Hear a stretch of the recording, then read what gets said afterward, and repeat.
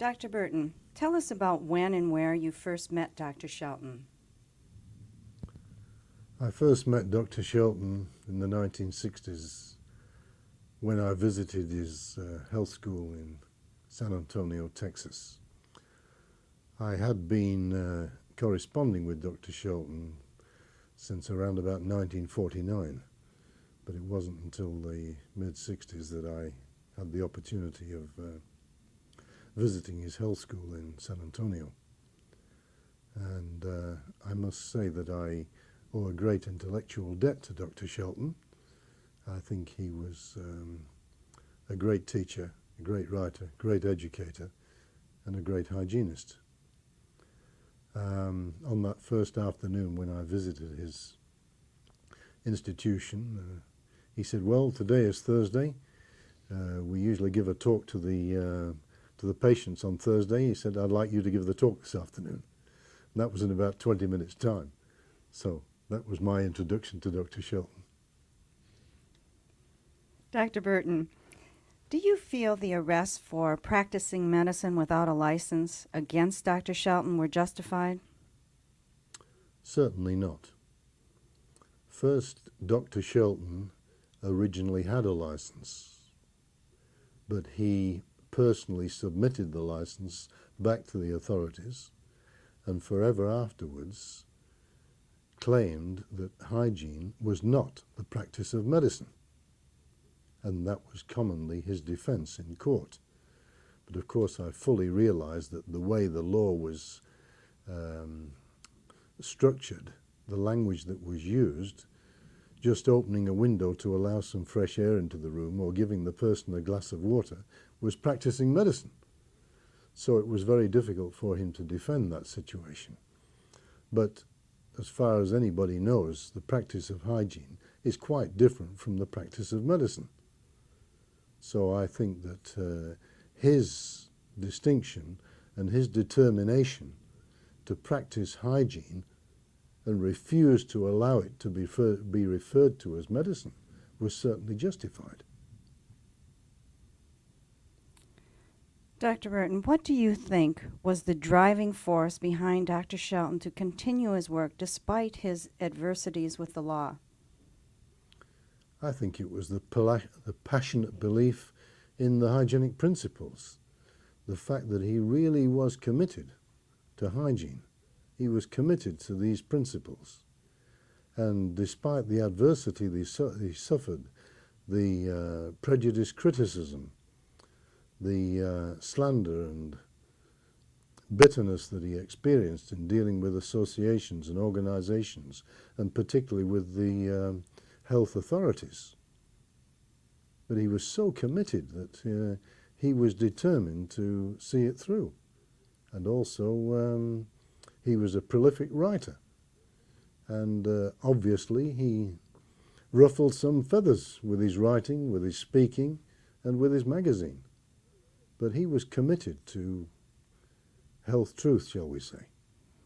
Could you summarize these principles that Dr. Shelton advocated?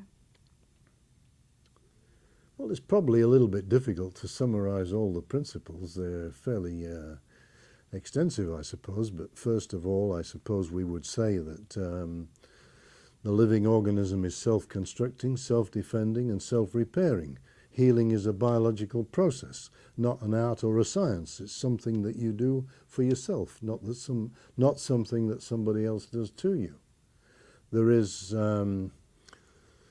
the principle of a normal relationship between the living organism and the various materials and agencies which we provide to sustain and maintain life and elevate health. Food, air, water, sunshine, rest and sleep. These have a normal relationship to the body. Drugs, poisons, many of the therapies that are employed don't have a normal relationship to the body.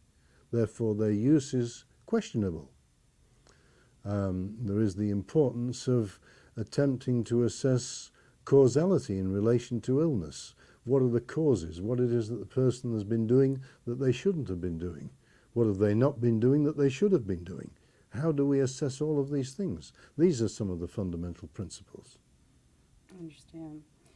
Could you define fasting and explain the difference between fasting and starving? Certainly. Well, to fast is to abstain. So fasting is the total abstinence from all food except water, so long as nutritive reserves in the body remain adequate to sustain normal function. We obviously cannot fast if we don't have reserves. Now, when those reserves are exhausted, if at that time we fast or we don't eat, then we're starving. Starvation occurs when the body is out of its nutritive reserves. No longer are you fasting. You are then starving because you're breaking down vital tissue in the body.